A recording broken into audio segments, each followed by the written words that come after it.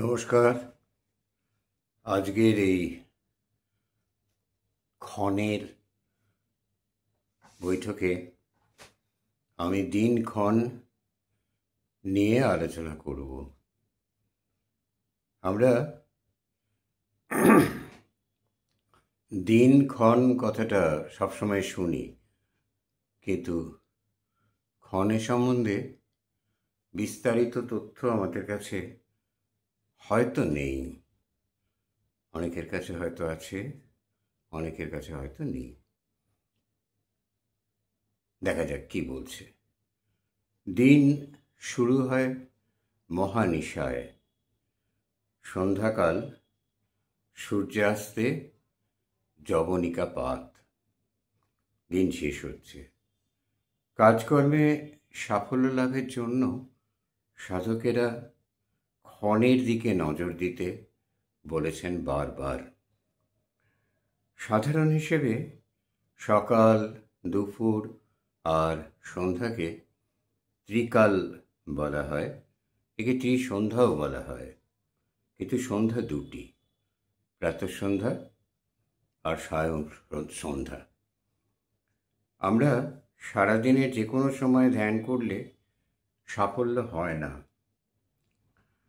ধ্যানে বসতে হবে দিন ও রাতের সন্ধিক্ষণে, কারণ এই সময় মন সহজে ঊর্ধ্বমুখী হয়, অন্তঃস্থ বায়ু স্থির হয়।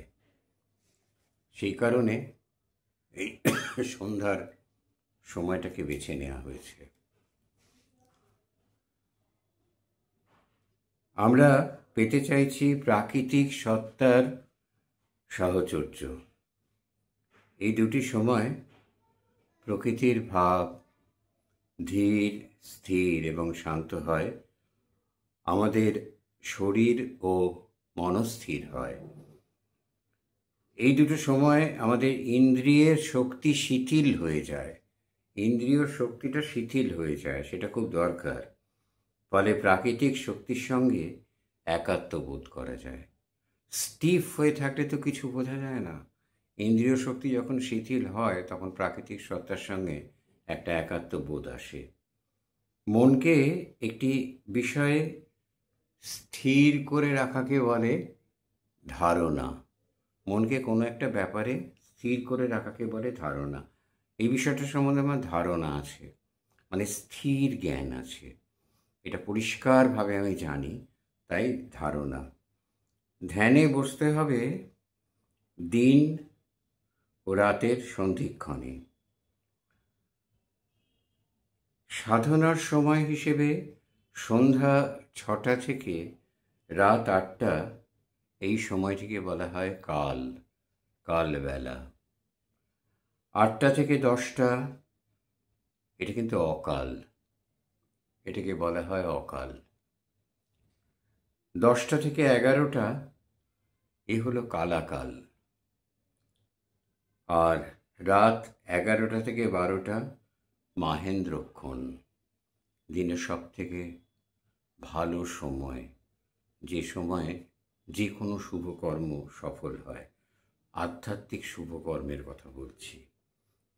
রাত 12টা থেকে 3টা এই সময়টাকে, এই ক্ষণটাকে বলা হয় মহাক্ষণ। আর সূর্যোদয় থেকে বেলা 8টা পর্যন্ত মায়াক্ষণ, আবরিত থাকা। 8টা থেকে 12টা মোহমায়াক্ষণ, এই সময়টা আবার মোহমায়াক্ষণ। 12টা থেকে 3টে অভিশপ্ত ক্ষণ। অভিশপ্ত ক্ষণ, এই সময়টাতে কোনো কাজ হওয়ার কথা নয়, হয়ও না হয়তো। আমরা তো সময় ধরে ধরে কাজ করে করে পরীক্ষা করে দেখি না।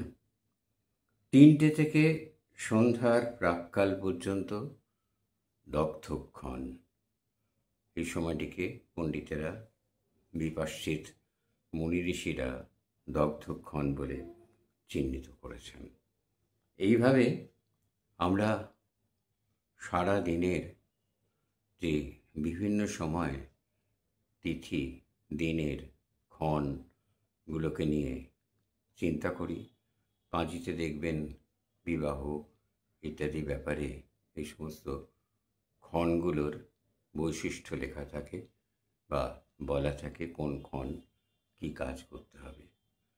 দিনক্ষণের একটা হিসাব দিলাম, একটা আলোচনা হলো। আপনাদের যদি ভালো লাগে চ্যানেলটা সাবস্ক্রাইব করবেন, লাইক দেবেন। নমস্কার।